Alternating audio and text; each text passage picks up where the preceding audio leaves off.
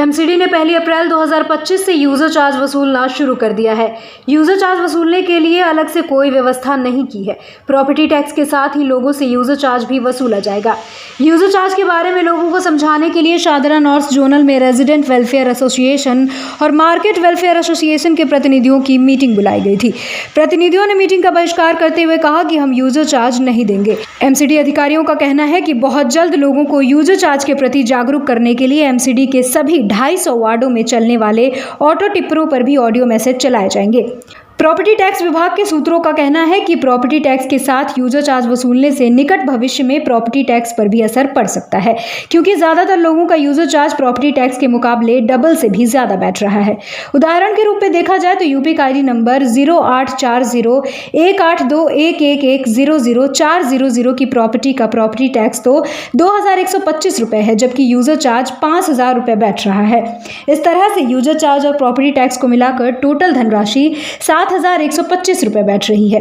Property tax के मुकाबले user charge अधिक होने के कारण ज्यादातर लोग प्रॉपर्टी टैक्स जमा करने से बचेंगे। इसका सीधा असर एमसीडी के रेवेन्यू पर पड़ेगा। प्रॉपर्टी टैक्स विभाग के ही कई अधिकारी दबी जुबान में इसका विरोध भी कर रहे हैं। उनका कहना है कि एमसीडी को सबसे ज्यादा रेवेन्यू प्रॉपर्टी टैक्स से ही मिलता है। यूजर चार्ज को प्रॉपर्टी टैक्स के साथ जोड़ने से प्रॉपर्टी टैक्स की रिकवरी पर असर पड़ सकता है।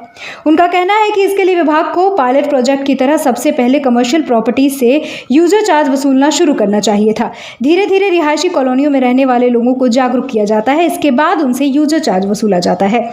उनका यह भी कहना है कि कमर्शियल प्रॉपर्टी मालिक से लाइसेंस फीस के साथ ही यूजर चार्ज वसूलने की व्यवस्था की जाती है। यूजर चार्ज पर एमसीडी ने याद दिलाए नियम।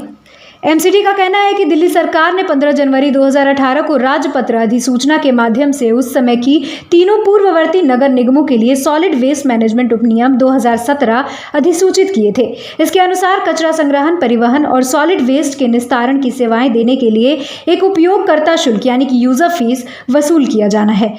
यह शुल्क तीनों पूर्ववर्ती नगर निगमों के लिए समान था। अधिसूचित शुल्क को लागू किया जा रहा है। सॉलिड वेस्ट मैनेजमेंट नियम 2016 के कार्यान्वयन की निगरानी सुप्रीम कोर्ट द्वारा रेट पिटीशन सी संख्या 13029 या 1985 MC मेहता बनाम भारत संघ और अन्य के प्रकरण में की जा रही है।